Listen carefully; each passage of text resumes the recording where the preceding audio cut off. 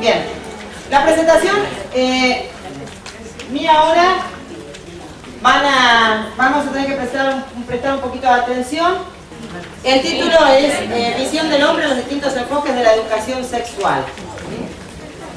En primer lugar, una tarea educativa, en toda tarea educativa, se consideran especialmente una finalidad, una quién y un cómo.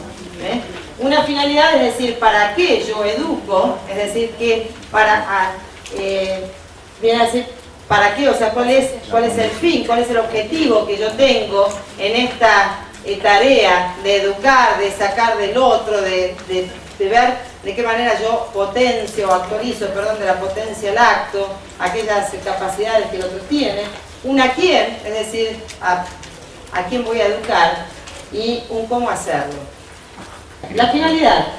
En la finalidad nosotros hablamos que la finalidad de toda tarea educativa es el despliegue de las potencialidades. Y acá me parece que es algo que no es novedoso, pero que está bien que nosotros lo confirmemos. Porque en general siempre ponemos en la tarea educativa, ¿no?, como finalidad al alumno.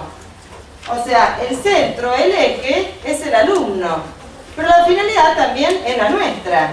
Y no simplemente como cuando venimos como alumnos a escuchar las clases de otros, sino también cuando nosotros estamos educando, también la tarea educativa tiene que ver con el docente. Entonces, la finalidad de toda tarea educativa es el despliegue de las potencialidades. ¿De las potencialidades de quién? Potencia. ¿Qué es una potencia? Es una capacidad, es una fuerza. Esto yo lo explico, por ejemplo, un auto tiene tantos caballos de potencia. ¿Y esto qué significa que tenga tantos caballos de potencia? Significa que tiene una capacidad para mover como si fuera la fuerza de tantos caballos, ¿no? Bueno, quizás otro lo puedo explicar un poco mejor, pero a mí me lo explicaron así, que los caballos de potencia que tiene el motor de un auto es como si hubiera, y a mí me encanta pensar que hay 70 caballos, medio débil el motor que hay 70 caballos arrastrando a mi auto, y me da una sensación mucho más, no sé, más natural, más romántica, ¿no? Lo veo a mi esposo como el príncipe consorte y el tatuaje, ¿no? Mis hijos los lacayos, no. Bien. En el alumno, ¿cuáles son las potencialidades? En el alumno, la posibilidad de conocer la verdad y el bien y vivirlos como propios. O sea, lo que yo quiero desplegar, lo que yo quiero que el otro aprenda a desplegar, a desenrollar. Una imagen muy bonita es la de pensar que nosotros somos como una alfombra enrollada, con ciertos dibujos. Y que la vida es como el despliegue, es el desenrollar esa alfombra en donde nosotros le vamos agregando distintas tonalidades. O sea, nosotros hacemos algo, las circunstancias, el mundo, la formación, la información, todo le va dando como distintos tonos a esta alfombra, pero ya el dibujo está marcado, el genotipo. Bien, así que los biólogos, los filósofos, todos intervienen acá.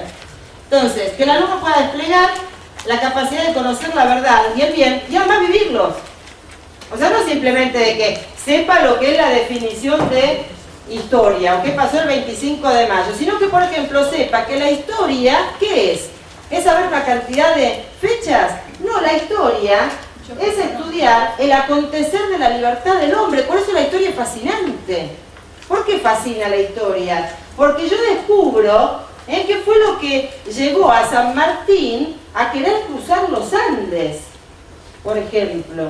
Nunca voy a saber del todo qué era lo que pensaba y lo que sentía. Pero si simplemente yo sé en qué fecha lo hizo y cuándo fueron las batallas, y no me pongo a pensar que si quizás San Martín hubiera dicho no quiero, y no estaríamos de la misma manera que estamos ahora. Bien. Que necesitamos más San Martínez también, eso es bueno. Y en el docente, también desplegar las potencialidades. ¿De qué? De enseñar lo que sabemos. Por supuesto que cuando recién comenzamos, decimos más de lo que sabemos, ¿no? Uno cuando recién empieza dice muchísimas más cosas de las que sabe. Enseñar lo que sabemos. Y lo que sabemos con el sentido de la sabiduría, de haberlo saboreado, de haberlo degustado y saber que eso vale para mí y vale para el otro. La coherencia. Acuérdense siempre coherencia, ser coherentes. A alguien le valió la santidad, la coherencia. Lo nombraron hace un rato, Juan Pablo II. A Juan Pablo II se lo eleva a los altares, porque por haber viajado mucho, por haber hecho turismo, no, por haber sido coherente. Coherencia. ¿Y se puede ser coherente en este mundo? Por supuesto. ¿Es difícil? Claro, pero miren qué lindo premio. Bien, enseñar lo que se sabe, testimoniar lo que se vive y además educamos por lo que somos. Educamos por lo que somos y cuando nosotros educamos por lo que somos, esto como docentes y como padres, nosotros podemos decir muchas veces que no a algo, podemos repetir muchas veces lo mismo, pero cuando realmente la tarea es fructífera es cuando el alumno o cuando el hijo se da cuenta que aquello que repetimos lo vivimos. No cuando después de haber dicho muchas veces que no, y que no, a la cansada después dijimos, bueno, sí, está bien, es lo mismo. Si vos pensás así, seguís pensando, pues yo ya no quiero discutirlo más. Y entonces ahí no hay coherencia. Enseñar lo que se sabe, testimoniar lo que se vive y educar por lo que se es. ¿A quiénes? Esta es también otra de las imágenes. Yo me parece que voy a pedir, me van a cobrar en Google por sacar las imágenes, o yo voy a pedir sponsorío por pasarlas. Es una imagen de adolescentes, me parece simpática porque son estos adolescentes difíciles, o estos niños, porque son niños también, difíciles que nos tocan, no difíciles por ellos, pobres, no, sino por todo lo que los rodea. Fíjense que es una imagen que está claramente presentando lo que es la realidad de los chicos. Desde el skate, el monopatín, bueno, ya ahí está un poco retrasado porque hay como un Walkman, ahora sería un iPod, un MP4, una cosa mucho más pequeñita, el Game Boy, la PlayStation, la televisión, los Simpsons y los Pokémones. Ustedes saben que en la actualidad los mismos chicos que ven los Simpsons están volviendo a ver Pokémon o Dragon Ball Z, o al mismo tiempo les gusta ver una película de los Rugrats. Y estoy hablando de chicos de 15, 16 o 17 años. O sea que hay una gran mezcla incluso hasta en las cosas que los chicos ven. Por eso hablo de los Pokémon, porque parece una cosa más, como más ingenua, habría que verlo en relación a los Simpsons. Me pasó, por ejemplo, yo les contaba ayer que tengo el nene más chico, que va a seguir siendo chiquito toda su vida, de 8 años en segundo grado, y cuando preguntaron a ver qué era lo que habían hecho en las vacaciones, casi todos los chicos lo que contaron es que habían ido al cine. ¿Y cuál era la película que habían ido a ver? A los Simpsons. La película de los Simpsons.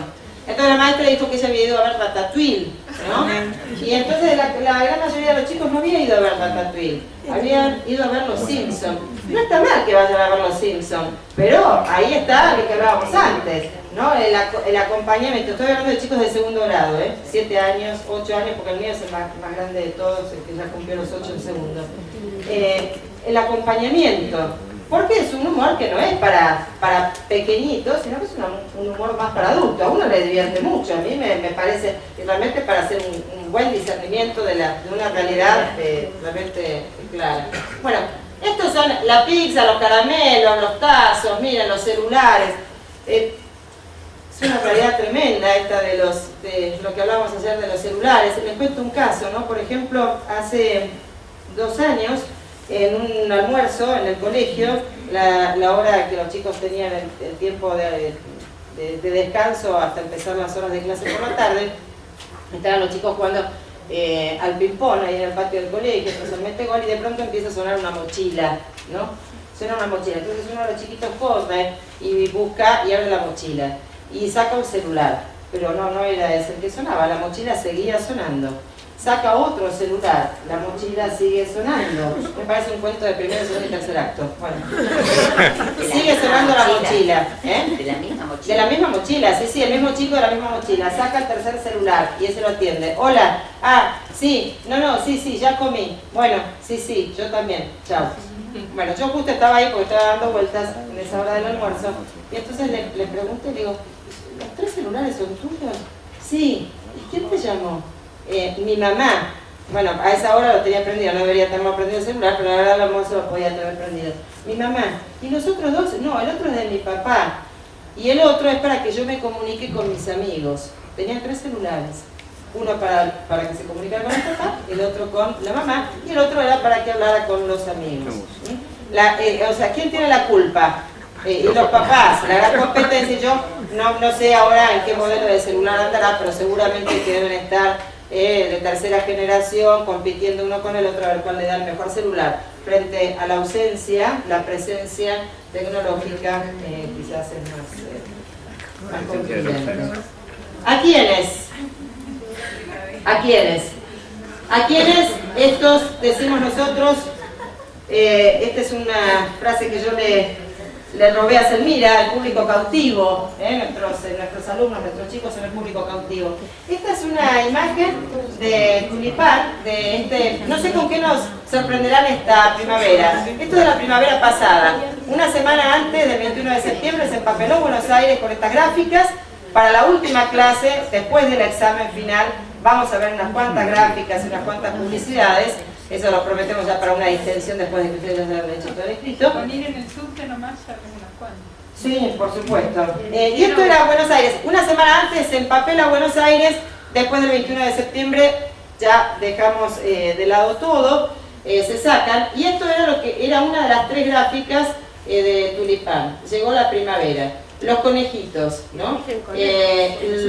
Habían hecho algunas muy pertinentes,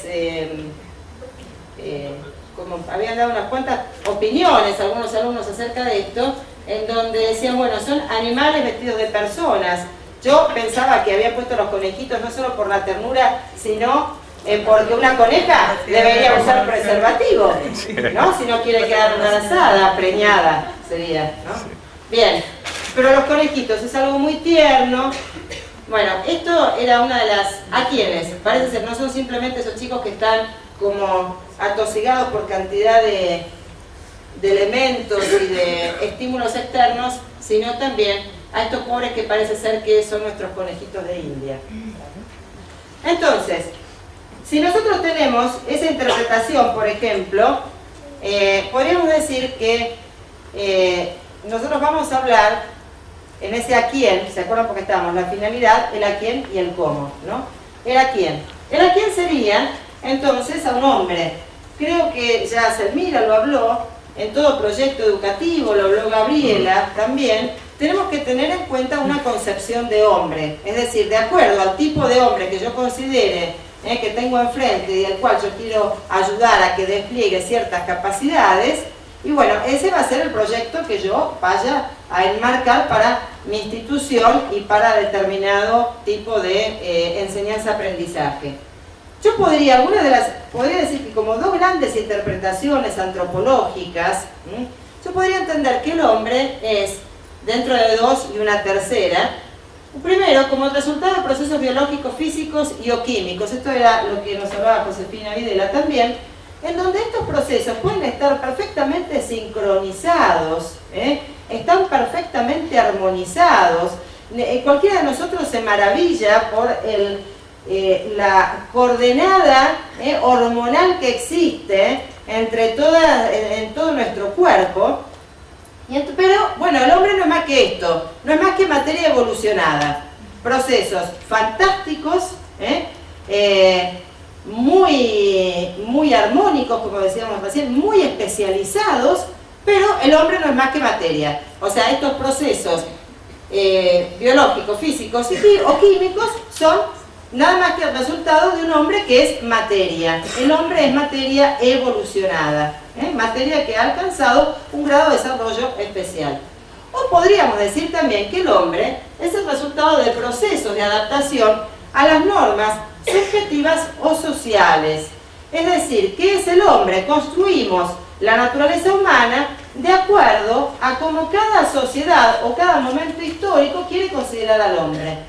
O sea, yo no soy sino lo que esta sociedad determina, considera como conveniente, como útil, o como más acomodado que alguien sea. Son normas. Yo me acomodo según lo que la cultura dice que uno es. Esto tenía que ver, entonces, o el hombre es materia, o el hombre, entonces se rechaza el espíritu, o ensalzamos el cuerpo y rechazamos el espíritu, o ponemos que el hombre es pura afectividad y no tiene nada que ver con su racionalidad, un poco lo que hablábamos ayer. Estas son algunas de las posibilidades. O si no, considerar que el hombre es una unidad sustancial, corpórea y espiritual. Serían como tres grandes posibilidades. La primera entonces estaría dada por una postura materialista. Esto tiene connotaciones éticas que las vamos a ver ahora.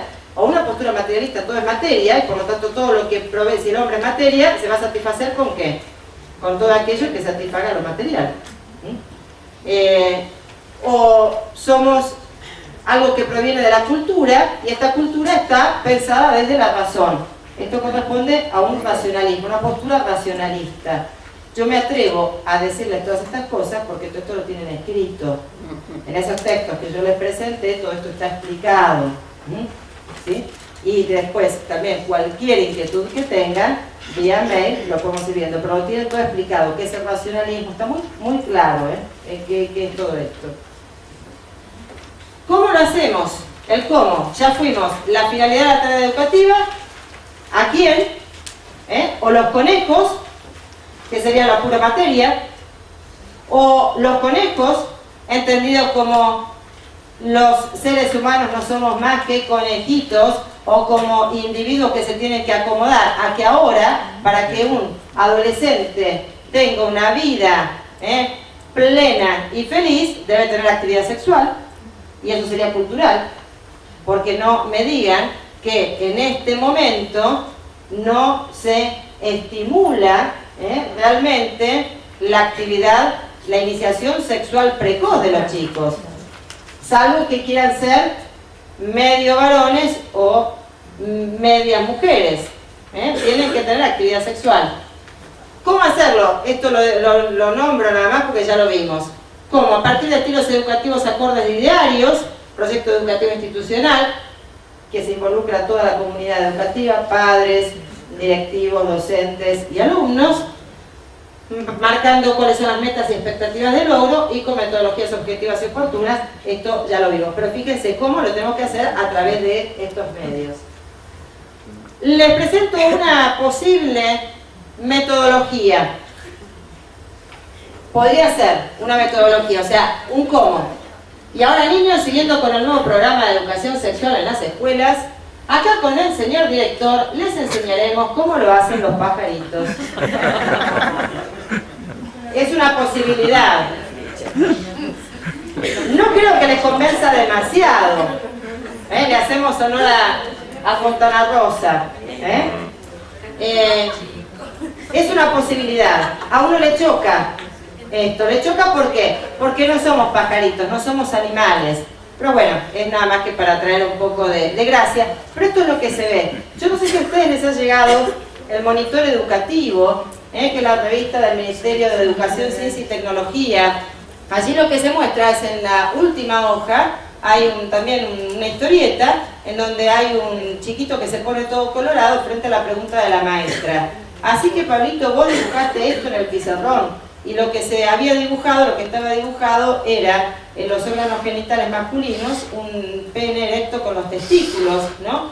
Y entonces el niño estuvo colorado y dice, sí, señorita. Y la maestra le contesté, ¿por qué no le dibujaste el preservativo?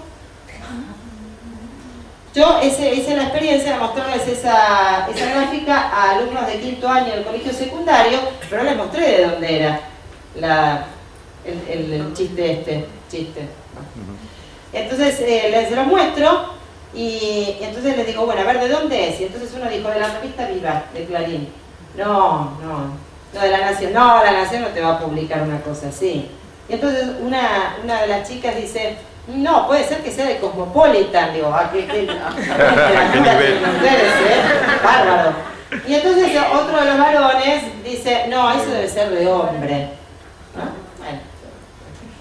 Y entonces yo cierro la revista y les muestro la contratapa, Ministerio de Educación, Ciencia y Tecnología. Uno de los chicos se le escapó casi una mala palabra, diciendo que no correspondía a eso, ¿no? Dice, pero no puede ser. Digo, sí, la verdad que no puede ser. Esto es lo que nos piden a nosotros docentes que les enseñemos a ustedes, ¿no? O sea, en realidad es bastante triste. Bueno, esto es.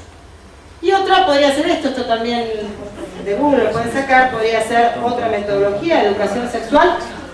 Dice, tonto más tonta, embarazo.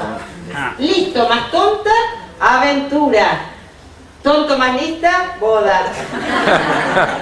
Y listo más lista, sexo y diversión sin complicación. Prevengamos, o sea, la complicación sería, ¿qué cosa?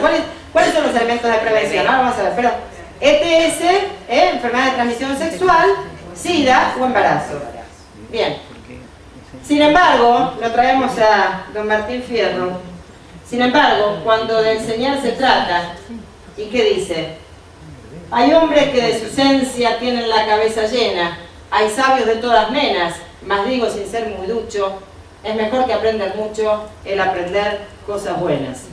Y bueno, no sé si vamos a ver mucho, pero esta cuestión de nosotros ir reiterando los temas y los contenidos no es por falta de sincronización o de organización, sino justamente para que haya 2 o 3 temas, como dijo hoy Selmira, dice, quizás de todo el curso, claro, porque era de ella la Selmira, ¿no? Quizás de todo el curso, estas y 2 o 3 diapositivas más sean las más importantes, pero fíjense que estamos siempre volviendo sobre lo mismo. Una cuestión de que, bueno, hay cosas que son así, que no las podemos cambiar y que son las que tienen que... Miren, la verdad más evidente es la más difícil de conocer, ¿no? Y de aceptar. Yo siempre pongo este ejemplo, ¿no? Con los chicos. Supongamos la chica está enamoradísima de este fulano que ni la mira. O sea, ni se ha dado cuenta de su existencia. Y entonces ella le pasa por adelante, le pasa por el costado, trata de ofrecerle los apuntes, se hace amiga hasta de, no sé, hasta del perro del chico, para ver si así la puede mirar. No pasa nada. Y sin embargo tiene al lado el amigo ¿no? En que la protege, que le pasa los apuntes, que la acompaña hasta la casa, que la lleva y que incluso hasta la escucha en todos los pormenores de toda esta cuestión de este pobre fulano que ni le pasa la media hora, ¿no? Y ella no se da cuenta que este realmente es el que la quiere. A lo mejor se da cuenta después, a lo mejor no se da cuenta nunca. Pero no digo para que después haya una relación entre los dos, sino justamente que las cosas más evidentes son las que más nos cuesta a lo mejor descubrir. Muy bien. En la educación sexual, o en la educación de la sexualidad, hay, también esto lo habló Selmira, hay metas que tenemos que tener en cuenta. En primer lugar, la educación de la identidad sexual, la valoración de lo femenino y de lo masculino, la forjación del carácter, es la capacidad de espera, esto es lo que hablamos de la castidad, la capacidad de postergar la satisfacción de los impulsos, y después la valoración de la vida, que comienza en el reconocimiento del amor a sí mismo para poder brindarme al otro y para poder abrirme al otro, y en un sentido, y esa es la cruz de nuestra vida, discúlpenme que ponga una imagen un poco más teológica, pero esa es la cruz de nuestra vida, tenemos una relación horizontal con el otro, pero que no tiene sentido si no es en sentido de ascendencia, con un centro que sería el corazón, que es el nuestro, pero que también es la unión entre lo trascendente y lo horizontal. O sea, yo tengo que abrirme a los demás para poder lanzarme también a la trascendencia. Y si no me lanzo a la trascendencia, no puedo circular con los otros. Y si no me amo a mí mismo, tampoco lo puedo hacer ni para un lado ni para el otro. No sé si más o menos se entiende, pero traten de hacerse la imagen de la cruz y van a ver que... Y eso es una cruz, porque no es nada fácil vivir así. Pero, vuelvo a decir, es lo que hace fascinante la vida. Muy bien, vamos acá. Enfoque de la educación sexual. Yo acá puse de educación sexual. Yo podría hablar de educación para el amor, educación integral de la sexualidad o educación sexual. Como acá estamos hablando no solamente de aquello que hace referencia al ámbito de lo biológico, y ahí tendríamos que hablar entonces de la educación integral de la sexualidad o educación para el amor, pareciera ser que a veces esto hace referencia solamente a lo afectivo o a lo espiritual. Y pongo acá porque vamos a ver los distintos modos de entender la comprensión de la sexualidad humana. Tenemos diversos enfoques, y vamos a ver cuáles son esos enfoques, en qué están centrados y algunas de sus consecuencias.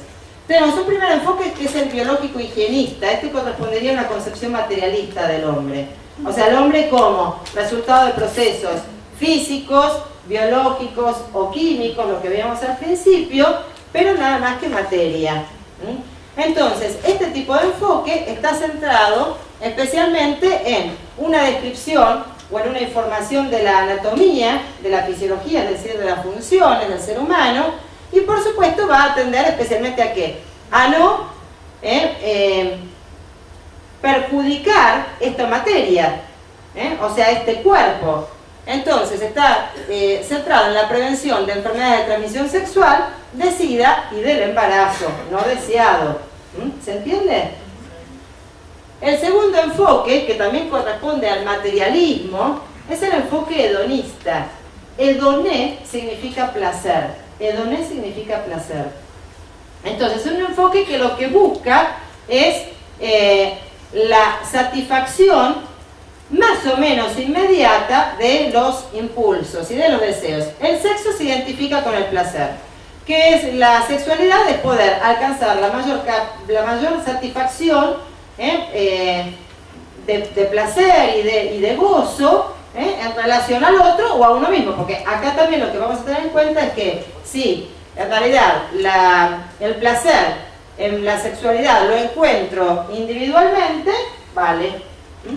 Igual vamos a verlo un poquito más detallado después. El otro enfoque es el socioculturalista. Este corresponde al racionalismo. ¿Por qué el racionalismo? Porque la razón es la que determina en qué consiste la felicidad o el bien del hombre.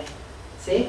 O sea, la razón va a determinar de qué modo yo puedo alcanzar esa satisfacción. Entonces acá dice que son las costumbres y prácticas sexuales según cada comunidad.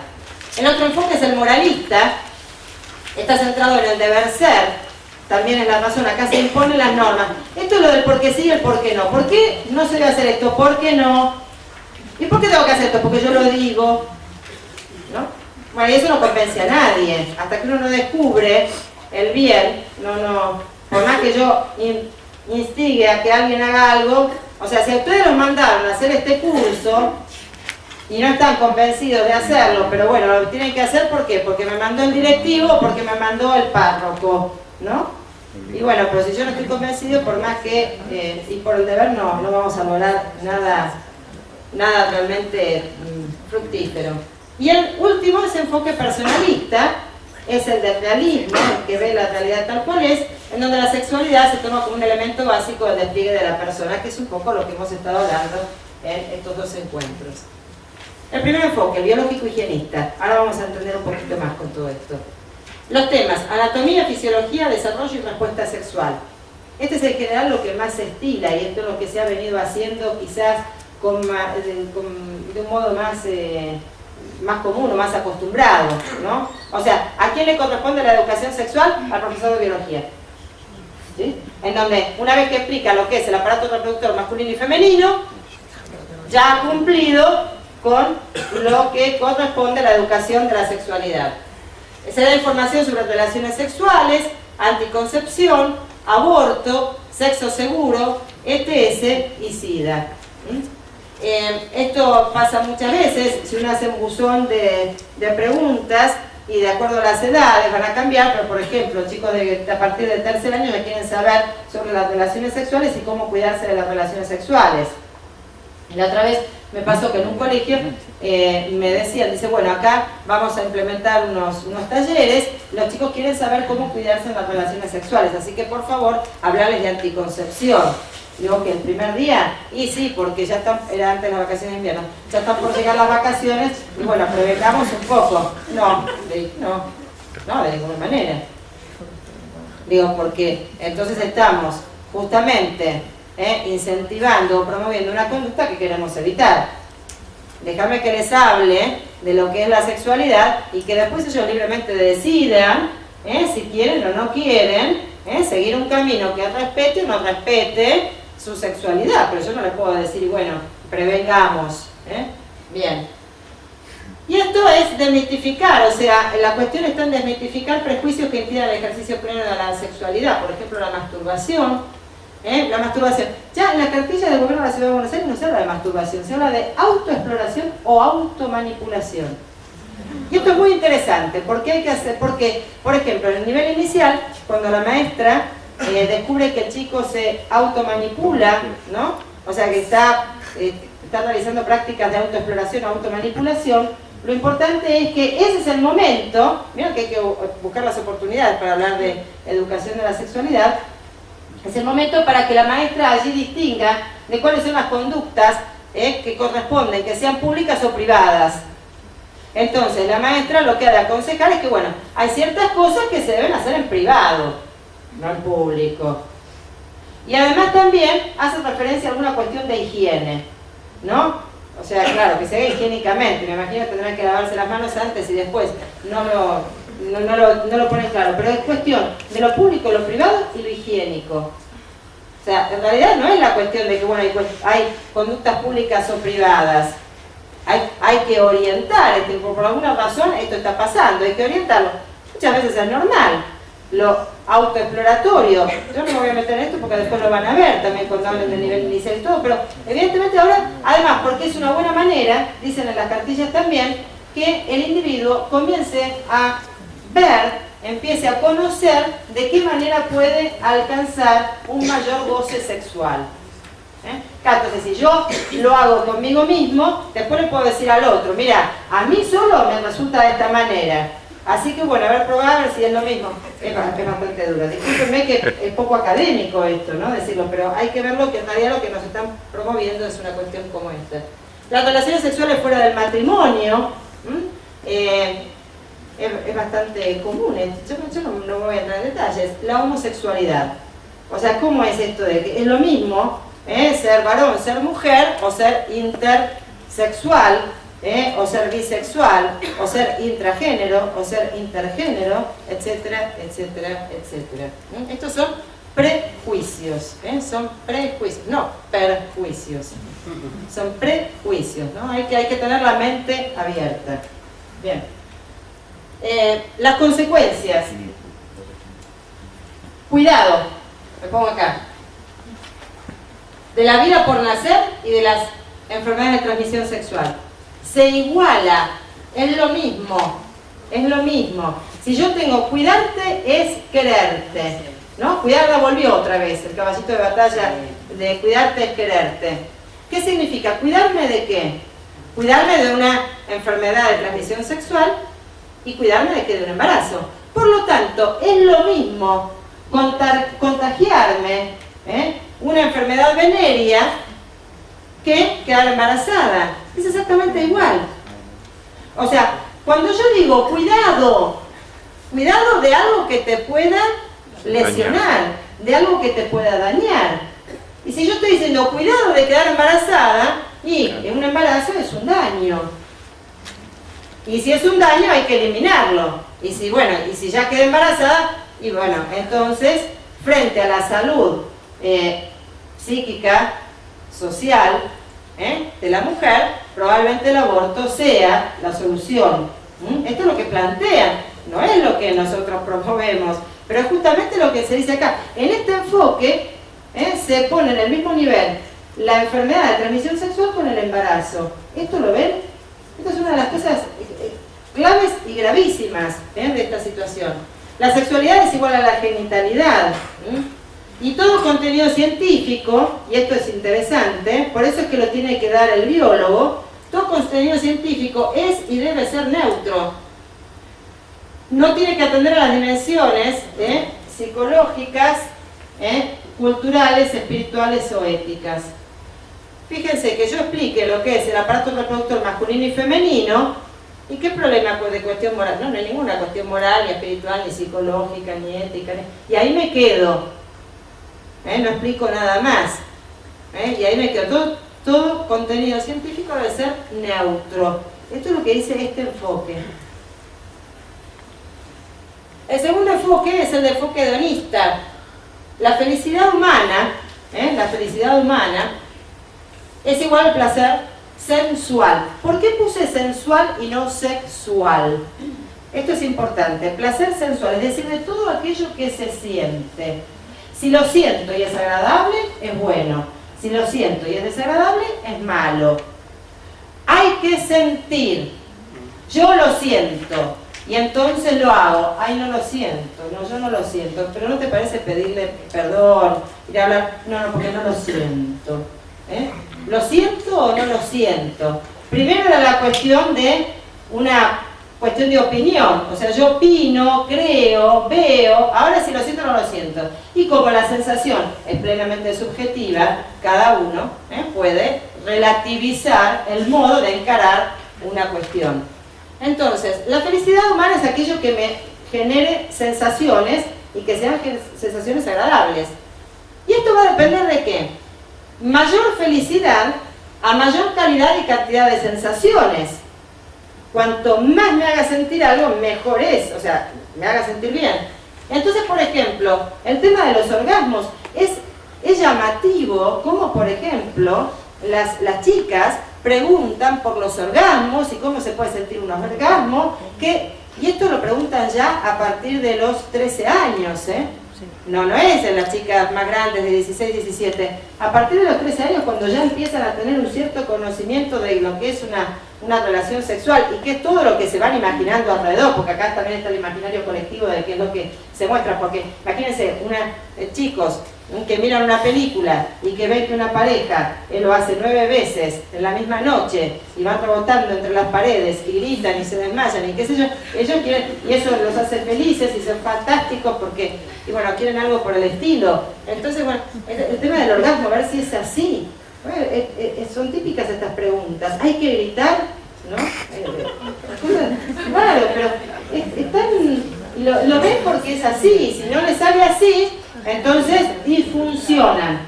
Disfunción. Si no es así, hay una disfunción. Ellos lo creen.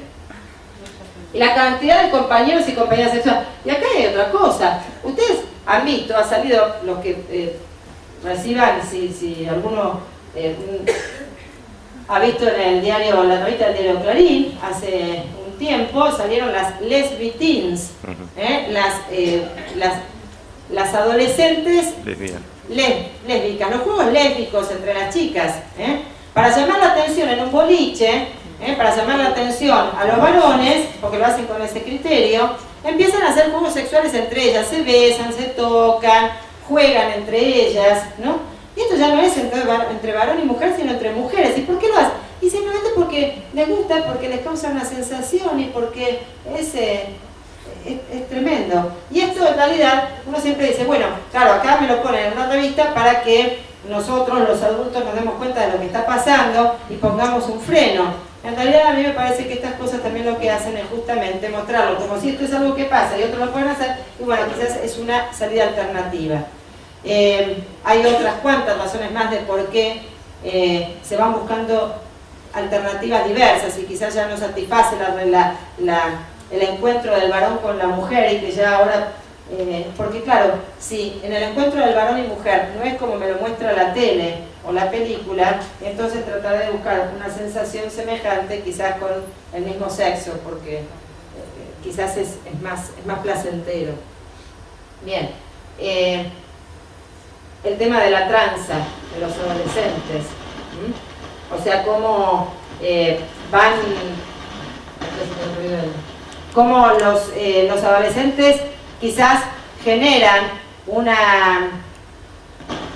reconocimiento de los otros porque esta noche han podido estar con 3, 4 o 5 chicas él, o 4 o 5 chicos ella. Estar, porque ellos hablan de estar.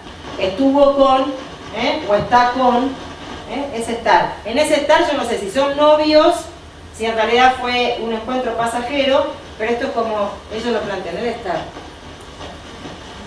Y esto nos puede llamar la atención cuando hablamos de adolescentes. Lo malo es que esto se proyecta también en el mundo adulto, ¿no? O sea, no es simplemente en los adolescentes que uno dice, bueno, están en la búsqueda de... El problema es cuando el adulto sigue en esta misma conducta. La libertad humana, frente a todas las represiones de las cuales nos hablaba Josefina, no es sino la liberación de ataduras morales, religiosas, de prejuicios y tabúes culturales, como por ejemplo el matrimonio y la fertilidad. Eso En realidad, fíjense que es una imagen que nosotros podríamos tener. No, ¿qué matrimonio? No, basta de todo esto, no necesitamos el matrimonio ni tener hijos. Ya esto lo vamos a ver después también con perspectiva de género, pero hay que liberarse de todo esto. Algunas consecuencias de este enfoque hedonista del placer sensual: mayor calidad de vida a mayor calidad y cantidad de sensaciones, ¿sí? Estado de completo bienestar. Si el completo bienestar me lo da sentirme bien, así sea. Algunas consecuencias: se fomenta la actividad sexual desde edades tempranas. El chico quiere sentir. Acuérdense, yo no sé si lo nombraba porque estuve un ratito afuera, pero cuando se hizo la campaña de vacunación contra la hepatitis B, en el folleto que se daba en el gobierno de la Ciudad de Buenos Aires, decía que una de las razones por las cuales se vacunaba a los chicos a los 11 años, la vacunación a los 11 años es porque están próximos a la iniciación sexual. 11 años. Eso está, los folletos son del gobierno de la Ciudad de Buenos Aires, dice 11 años están próximos a la iniciación sexual. ¿A quién se le ocurriría pensar que un chico de sexto grado está próximo a su iniciación sexual? Naturalmente. Se busca en el cuerpo la respuesta a problemas de soledad, abandono, violencia y frustración. ¿Qué significa esto? Y esto es lo que vemos comúnmente. Trato de buscar en distintas parejas aquello que no encuentro en mi propio ser. Cuando estoy agobiado, estoy deprimido, estoy solo, me va mal, y acá tiene que ver, por ejemplo, el tema de la masturbación también. O sea, cuando me va mal en una cosa y bueno, trato de compensar con un encuentro con otro o en un encuentro solitario. El goce sexual se obtendrá respondiendo a determinados patrones estéticos, cosméticos o consumistas.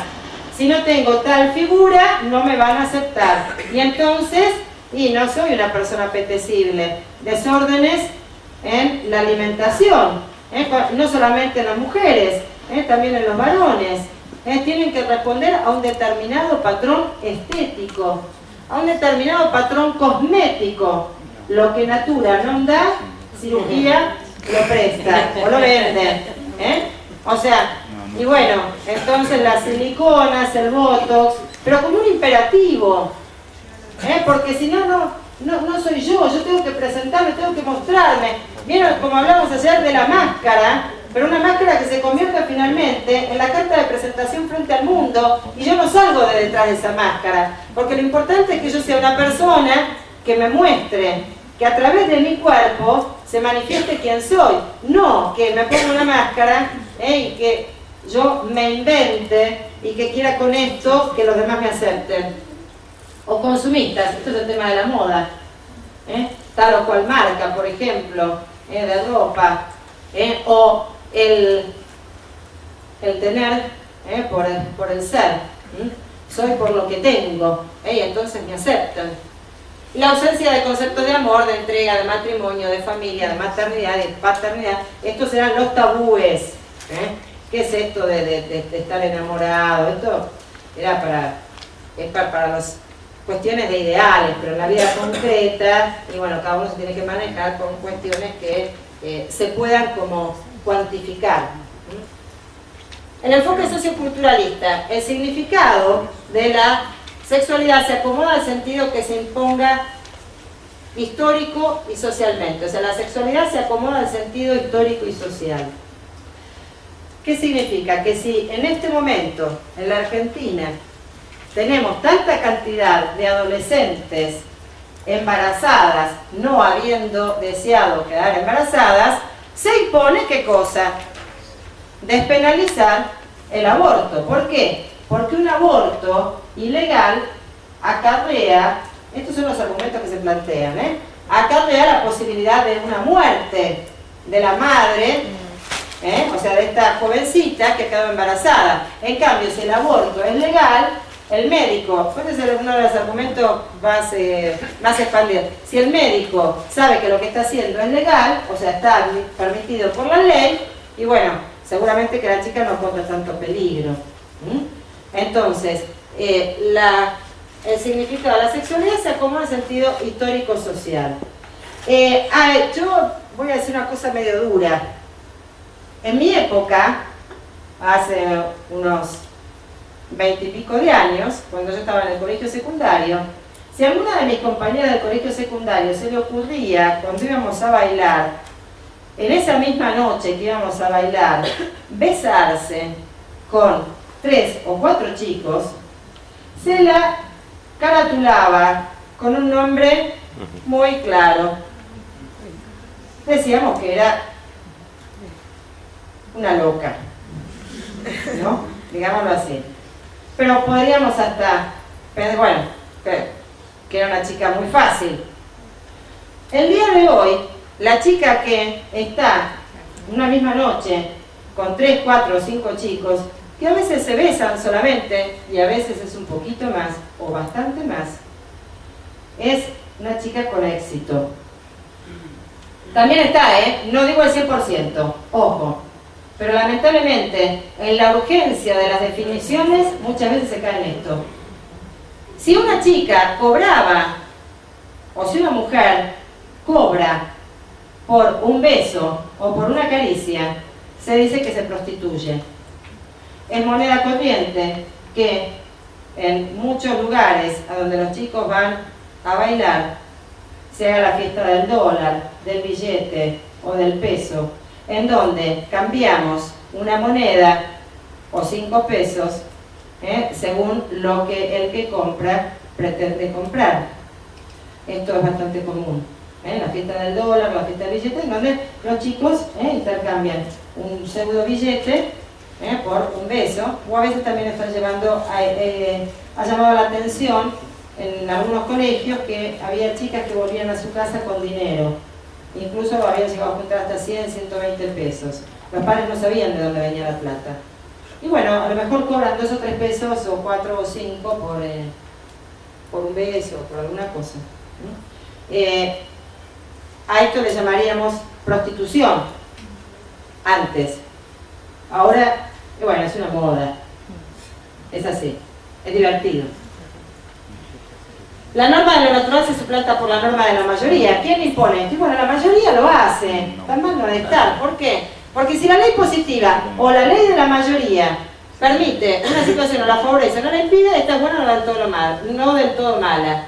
Si la ley positiva permite, favorece o no impide una situación, esta es buena o no del todo mala. Y esto es lo que nos cuesta a veces plantear en la clase con los alumnos el tema del aborto. O, ahora ya no se habla tanto, pero el tema del divorcio, el tema de las relaciones prematrimoniales. Son difíciles estos temas. ¿Por qué? Y porque la mayoría ya lo ha impuesto, o porque la ley positivamente lo avala, lo permite, o no lo impide, porque también está la omisión. No solamente la acción, sino la omisión. Entonces no debe ser tan malo esto de irse a convivir, o de abortar, o de la píldora del día después, porque vayamos a las cosas concretas, la píldora del día después. Y no debe ser tan malo, porque si al fin y al cabo la están repartiendo gratuitamente, no me debe hacer tanto mal. El otro día la misma pregunta, que en realidad era la afirmación que vos planteabas antes, me la hizo una alumna de 4º año. Me dice, ¿por qué? Si esto es así, no nos lo dicen a nosotros. ¿Por qué no nos dicen estas cosas? Porque no hay tiempo. Porque si vos vas a un médico, el médico no tiene tiempo de explicártelo, no hay tiempo. Entonces dice, bueno, entonces nosotros tenemos que empezar a decirles que nos digan, claro, por supuesto, nosotros tenemos la obligación de ir abriéndoles los ojos, y ustedes de hacernos abrir los ojos a nosotros. Algunas consecuencias, la verdad dependerá de la voluntad del sujeto, esto es el relativismo, individual o del grupo social según la vivencia de cada situación. Se masifican las conductas y se polarizan en comportamientos aceptados, sin juicios completos o verdaderos, son solo relativos. O sea, todos hacemos lo mismo, la mayoría lo dice, y además en la masificación encuentro respaldo. O sea, yo me siento bien. Porque esto de estar en contra de la corriente es bastante doloroso. Mejor hacer lo que hacen todos. Y los valores y antivalores son igualmente aceptados bajo la tutela de una generosa tolerancia. Yo soy tolerante. Yo soy tolerante, yo permito que todo sea. El otro día alguien había dicho que la tolerancia era justamente el permitir un mal menor por un bien mayor. El problema es que muchas veces la tolerancia nosotros la entendemos de permitir los males menores y por qué. Y bueno, cada uno el mal menor lo ve como una parte del bien y aquí estamos. Entonces, el pluralismo, lo que ayer el padre Bochatey hablaba, ¿no? O sea, somos plurales, pero ojo con caer en un pluralismo anónimo y sin contenidos. El enfoque moralista. En el enfoque moralista, este que decíamos del deber ser, ¿no? La moral. Todo lo que es ismo son exageraciones. O sea, hedoné, el placer es malo. No, el placer es fabuloso, el placer tiene que estar en todas las cosas que hacemos. Si en este momento ustedes al menos no viven mínimamente este momento, esta situación, como algo, aunque sea mínimamente placentera, y la verdad que en este momento hay mucho más de deber ser que de placer. Pero algo de placer tiene que haber, por eso uno se sigue quedando. Al menos siguen esperando, bueno, algo va a decir que me sirva. Bien, el amor, en este caso, en el enfoque moralista, la moral no es mala, pero cuando yo impongo la moral, si yo impongo una verdad sin el referente de la realidad, no tiene sentido. Acá termino con la idea de Josefina. O sea, la moral, el bien, tiene que ver con ¿qué? Con la verdad. Si yo lo impongo desde algo que no es verdadero y se me desbarranca todo, o sea, lo tengo que imponer, si no, no tiene valor. El amor es igual a las pasiones y emociones de la sensualidad, o sea, el amor es como lo que se siente y lo que se desborda, y por lo tanto debe ser reprimido, no orientado. O sea, para el enfoque moralista, el amor no es una manera de expresar y de sacar a relucir lo que uno verdaderamente es, sino es algo que debe ser reprimido. ¿Por qué? Porque el amor es la pasión que me desordena. Es el amor que no me deja ver más allá de mi propio mundo. Por ejemplo, la persona que se enamora del otro y ahora se olvidó de la familia, se olvidó de los amigos, se olvidó de todo. El amor que, claro, los novios, se puso de novio, mi hijo se puso de novio. Entonces yo tengo que cuidar que no vaya a acostarse con la novia, porque eso no lo tiene que hacer. Y yo dejo de ver que en realidad lo que corresponde a mi hijo, que tenga una novia y que trate de buscar en alguien ese ideal que está, y que gracias a Dios es una ella y no es un él, ¿no? Ya con eso nada más debería sentirme bastante agradecida. Entonces, la cuestión es ver, el amor no es una pasión que ha de ser reprimida. El amor es justamente aquello por el cual yo existo y lo cual yo tengo necesidad de comunicar. O sea, ¿por qué estoy acá? Porque, bueno, a mí me han dado mucho amor y yo ahora eso lo tengo que dar a los demás. El fin exclusivo de la sexualidad es la procreación. Fin exclusivo de la procreación. Y esto que se entienda, el fin de la sexualidad es el crecer al otro, hacer crecer al otro y el multiplicarse. Siempre acuérdense de esto. Dios, Adán y Eva, que les dijo, crecer y multiplicaos. Crecer. Bueno, Adán, vos tenés la obligación de hacerla más persona y más mujer a Eva. Y vos, Eva, tenés la obligación de hacerlo más varón y más persona a Adán. O sea que Adán pueda ser verdaderamente Adán y vos, Eva, que pueda ser, pero ¿quién se tiene que ocupar? Uno del otro. Eso es crecer, es el fin unitivo. Y el otro es el fin procreativo. Y claro, evidentemente, ¿qué mejor? Cuando yo pongo todas mis cartas en el crecimiento del otro, el otro pone todas sus cartas en mi crecimiento, los dos estamos caminando en un mismo sentido, y qué mejor que la materialización de ese proyecto común en un tercero, de la procreación, el hijo. Pero acá, bueno, el fin exclusivo es la procreación, independiente, y esto, bueno, tiene bastantes bemoles también, ¿no? Cuestión esta, hay que tener tantos hijos como Dios mande. Sí, claro, por supuesto. Pero yo tengo 10 hijos. Y no es por cuestiones económicas, porque Dios no se deja vencer. Es cierto que Dios no se deja vencer en generosidad en ninguno de los sentidos, pero si yo psicológicamente, afectivamente, no puedo, porque no doy ni conmigo, entonces, o sea, tengo que ver. Entonces, y acá entrará todo el tema de la planificación familiar, ¿no? Porque pero es muy interesante el tema. Entonces, el fin exclusivo es la procreación y nada de la unión del otro. Acá no hay castidad, por ejemplo, por ese matrimonio no se atiende a los tiempos del otro, por ejemplo. La conducta sexual se articula, la castidad se ve nada más que como un imperativo, como una prohibición, o una represión. La castidad, no la ¿se acuerdan que ayer el padre Bochate decía qué es la castidad? Y si yo pregunto en común, ahora ya hoy no, porque ustedes ya lo saben, pero yo no sé, si ayer a la tarde yo preguntaba ¿qué es la castidad? Y muchos de ustedes me van a contestar, y no tener relaciones sexuales, la abstinencia. No, eso no es la castidad. No es no tener relaciones sexuales. En el noviazgo sí. Y en el matrimonio, entonces, ¿qué? ¿Un matrimonio casto es el que no tiene relaciones sexuales? Bueno, si lo ha decidido por un bien superior y por una cuestión personal, de los dos, bienvenido sea. Pero en realidad un matrimonio sin sexualidad o sin actividad sexual, medio raro. Y la conducta sexual se articula bajo parámetros rígidos extrínsecos de lo permitido o lo prohibido. Esto porque sí y esto porque no. ¿Por qué no puedo? ¿Por qué no? ¿Y por qué sí? Porque tenés que hacerlo así. Ahora salió una película de Diane Keaton, porque yo lo digo, tiene un poquito que ver con esto, no mucho. Hay una película muy buena para trabajar este tema que es Sensatez y Sentimientos. Creo que Winona Ryder trabaja. Es una película muy buena. Una hermana que es pura pasionalidad y la otra hermana que es pura rigidez y racionalidad. Es el imperativo del moralismo. Bueno, finalmente encuentran el cauce y la cosa funciona. Una película muy, muy bonita para verla. Algunas consecuencias. Se disocian la afectividad y la espiritualidad. ¿Se acuerdan que ayer decíamos? Cuerpo, espíritu, afectividad.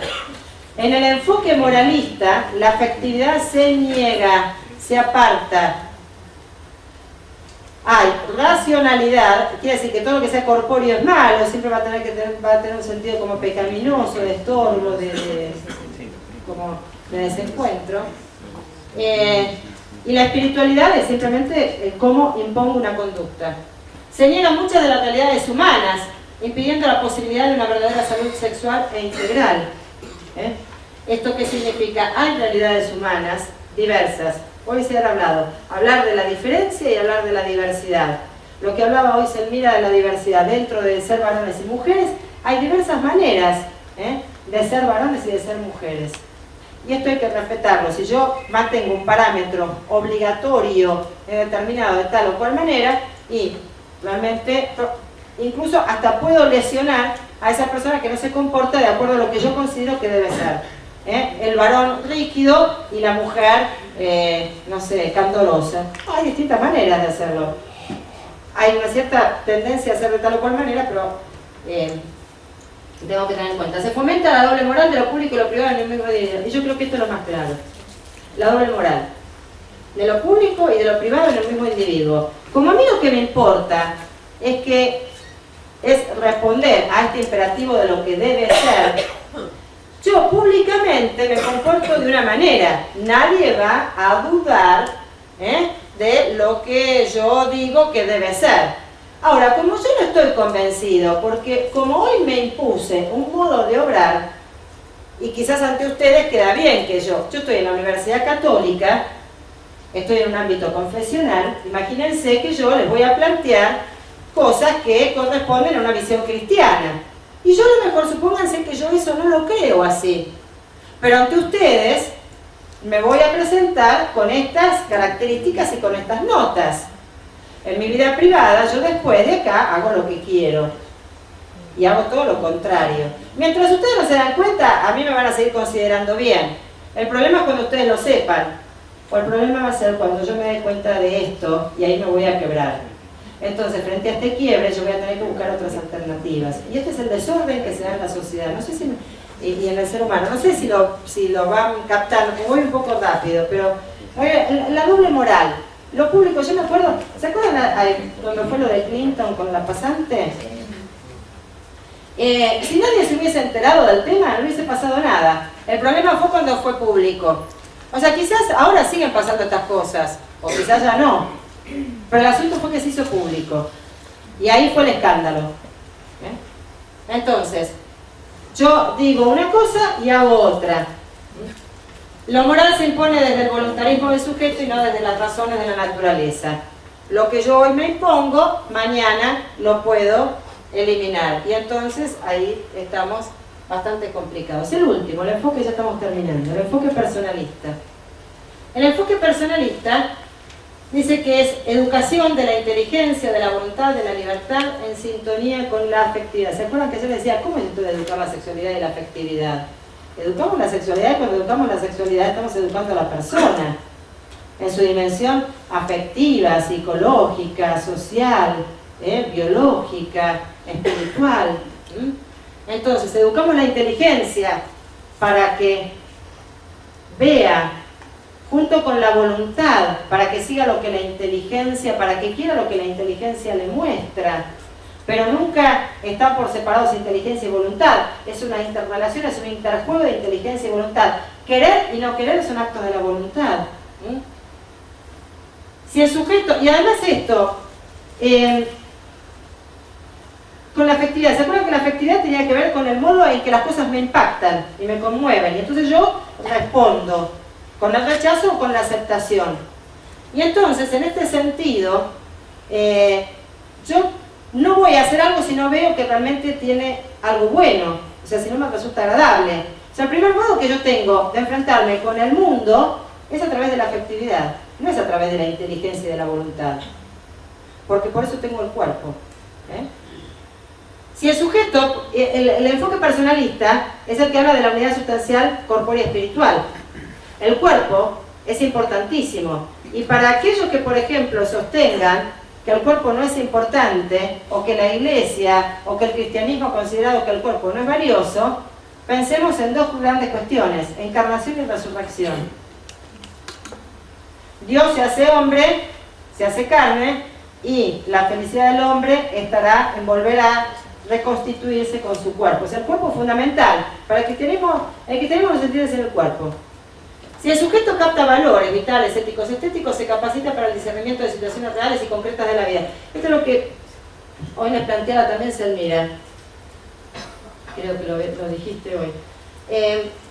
Hay que generar que el individuo sepa juzgar, sepa discernir, sepa, Gabriela lo decía también, para que se pueda plantar ante estas situaciones de riesgo, lo que decíamos, para que frente a una situación de riesgo sepa cómo responder. Pero para esto yo tengo que mostrar que es capaz él de captar los valores y de vivirlos.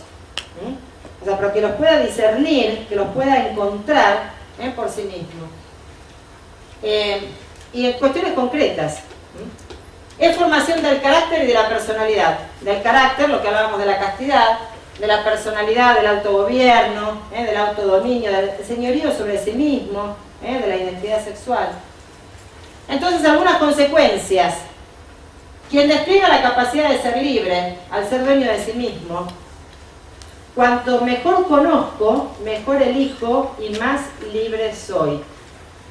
¿Sí? Cuanto mejor conozco, mejor elijo y más libre soy. Soy dueño de mí mismo. Quien despliega la capacidad de ser libre al ser dueño de sí mismo, es capaz de aceptarse. Al aceptarse se puede poseer. Al poseerse puede orientar su vida. Quien es dueño de sí es capaz de entregarse a los demás, en la familia, en la comunidad, en la amistad, en la vocación y en el matrimonio. Y puede cumplir con su vocación de hombre, con la felicidad. Seguramente que han visto que la educación de la sexualidad es educar el impulso sexual. Es conocer, reconocer, poseer, aceptar y orientar el impulso sexual, lo que tienen ahí. Aceptar, poseer, orientar. Y entonces así me puedo dar. Algunas reflexiones finales acerca de esto. En primer lugar, la educación sin interioridad no es educación. El niño tiene que crecer por dentro, alcanzar la fortaleza de lo propio. La educación no es construcción, es despliegue, es desarrollo. Desde el interior, como la alfombra, se desenrolla y se va viendo la figura que desde adentro y se va manifestando. Si no hay interioridad, no hay tampoco crecimiento. El crecimiento de la plantita viene desde que tiene la semillita. Si no hay potencia en la semillita, tampoco hay plantita. La formación es maduración, es un proceso lento y constante, y por eso poco popular en una época apurada e intolerante con los ritmos naturales. Y es cierto, siempre se educa a futuro, ¿no? Entonces no pensemos que el resultado lo vamos a ver ahora, y hay que darle tiempo, y cada uno tiene sus tiempos. Y esto también lleva nuestro tiempo. Y por último, el mal es fuerte solo cuando se encuentra ante la debilidad. ¿Qué debilidad? La nada, el vacío o lo hueco. Pero ante lo propio, fortalecido, se hace débil. Ayer estaba hablando con un docente de acá de esta universidad y me decía, mira, lo importante no es ganar la batalla, es no ser derrotados y que vean que tenemos fuerza y que podemos salir a pelear. Yo creo que es esto, todos los días, ¿no? El mal es fuerte cuando realmente se encuentra con que hay vacío, pero evidentemente nosotros no tenemos un vacío. Nosotros justamente lo que tenemos es que presentar no como un imperativo, sino justamente porque es lo que nos hace felices a nosotros, y sabemos que como a mí me hace feliz, le hace feliz al otro, un mensaje que realmente sea fortalecedor, sea expansivo de la persona. Entonces, hay que reconocer los otros enfoques, por supuesto, porque hay que ver, porque eso es en lo que uno vive. De ahí podemos sacar cantidad de situaciones concretas de cada día. Pero lo que tenemos que tener claro es que lo que nos hace felices es ser nosotros mismos. Entonces, el mal es fuerte cuando se encuentra ante la debilidad, pero ante lo propio se hace débil. Cuando el otro que está inquieto, el otro que está buscando una respuesta, ve que yo también titubeo, pero sin embargo, en ese titubeo les muestro que yo también estoy en esa búsqueda y que tengo interés en encontrar una respuesta, ahí ya le estoy marcando un camino. O sea, no impongamos las cosas que no sabemos. Es preferible que a veces nos tomemos nuestro tiempo, pero que le permitamos al otro crecer y que también mostremos que nosotros también tenemos nuestras debilidades. Bien, creo que con esto ya vamos terminando. La educar integralmente la sexualidad es un gran desafío, requiere de nuestros conocimientos, de nuestra fortaleza y de nuestro amor. Se enseña por lo que se sabe, uno enseña por lo que dice, por lo que hace y por lo que es. El amor es lo que somos. ¿Qué es lo que Dios quiere especialmente de nosotros? ¿Se acuerdan ayer? Joseph Ratzinger. Que amemos, que amemos. Porque en el amor se manifiesta justamente toda nuestra fortaleza. Y esto es en realidad en agradecimiento a ustedes. Es una tarea difícil, que requiere de fortaleza, que requiere de esfuerzo, pero la tarea está en nuestras manos y no estamos solos. Evidentemente somos 100 y piquito de personas que estamos en lo mismo. Y bueno, y esto nos da fuerza a todos, así que bueno, muchas gracias.